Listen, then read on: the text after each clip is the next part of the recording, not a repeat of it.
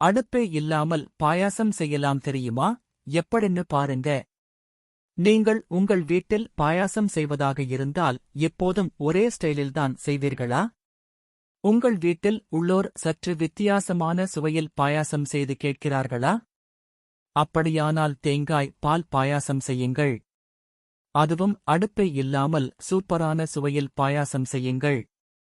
இந்த பாயாசம் செய்வதற்கு மிகவும் சுலபமாக இருப்பதோடு இது சத்தானதும் கூட. முக்கியமாக இது குழந்தைகள் விரும்பி சாப்பிடக்கூடியவாறு இருக்கும் மற்றும் உடலுக்கு குளிர்ச்சியும் கூட.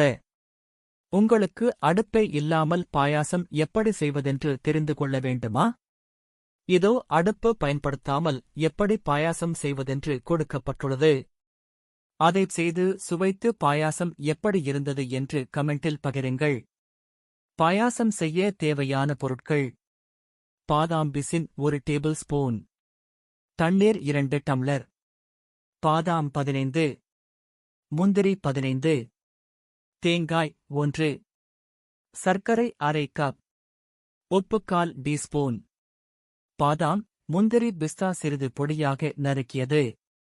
பாயாசம் செய்முறை: முதலில் ஒரு பாத்திரத்தில் 1 டேபிள் ஸ்பூன் பாதாம் பிசினை எடுத்து அத்துடன் 2 டம்ளர் நீரை ஊற்றி குறைந்தது 5 மணி நேரம் ஊற வைத்துக் கொள்ள வேண்டும். பின் பாதாம் மற்றும் முந்திரியை சுடுநீரில் போட்டு 2 மணி நேரம் ஊற வைத்துக் கொள்ள வேண்டும். பின்பு ஊற வைத்த பாதாமின் தோலை நீக்கிவிட்டு மிக்சர் ஜாரில் போட்டு ஒருமுறை அரைத்துக் கொள்ள வேண்டும். பின் ஒரு முழு தேங்காயை எடுத்து அதை அரைத்து தேங்காய்ப்பால் எடுத்துக் கொள்ள வேண்டும். பிறகு ஒரு பாத்திரத்தில் ஊற வைத்த பாதாம் பிசினை எடுத்து அத்துடன் தேங்காய் பாலை ஊற்றி அரைத்து வைத்துள்ள பாதாம் முந்திரியை சேர்த்து கலந்து கொள்ள வேண்டும். பின் அதில் அரை கப் சர்க்கரையை சேர்த்து அத்துடன் 1/4 டீஸ்பூன் உப்பு சேர்த்து நன்கு கலந்து கொள்ள வேண்டும்.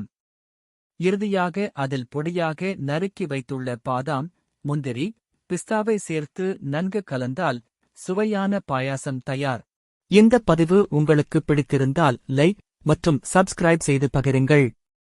மேலும் இது போன்ற தகவல்களுக்கு தொடர்ந்து இணைந்திருங்கள்.